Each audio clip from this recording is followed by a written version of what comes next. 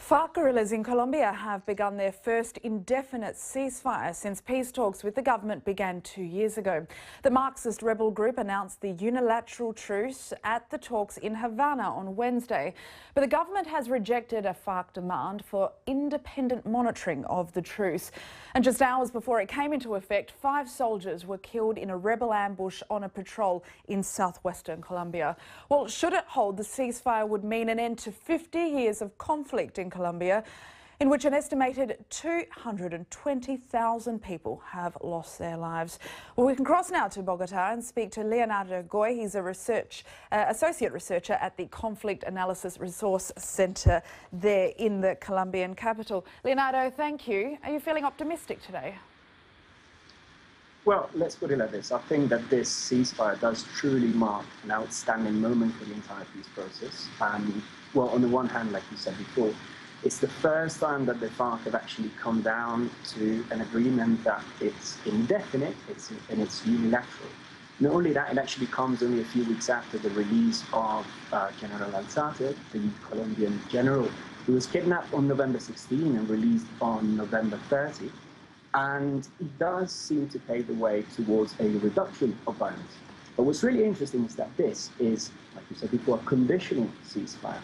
That is to say, the guerrillas have demanded a few things which the government has not accepted, namely the verification of the entire ceasefire on the part of national and international bodies, but also the promise that the government will itself refrain from using violence against the militants and the guerrilla fighters now deployed in Colombian soil. And the government has said no. It has rejected the terms proposed by the guerrillas. And this leaves the entire peace process at risk, let alone the ceasefire, because it leaves it in a very vulnerable position.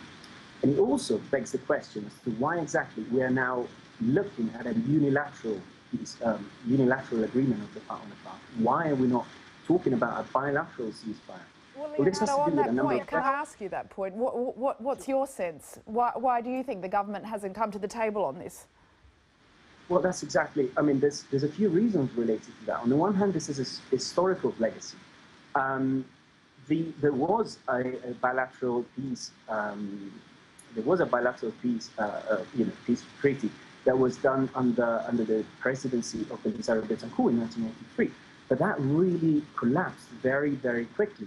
So there is some sort of like a historical sense of Santos not wanting to repeat in the same mistakes that past presidents did before him.